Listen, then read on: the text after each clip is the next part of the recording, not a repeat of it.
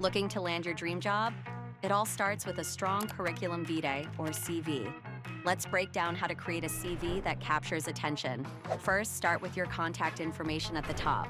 Make sure to include your full name, phone number, email, and LinkedIn profile. Next, add a compelling personal profile. This is a brief summary that highlights who you are, your career goals, and what you bring to the table.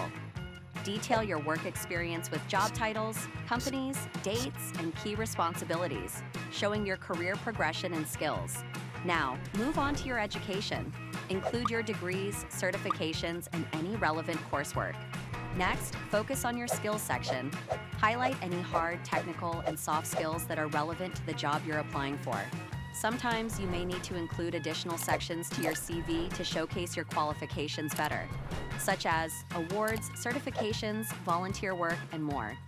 Remember, follow these steps to create an effective CV. Take your time with each section to make a strong impression. Ready to create a winning CV? Visit www.hloom.com/blog/how-to-write-CV for more tips and templates to help you stand out.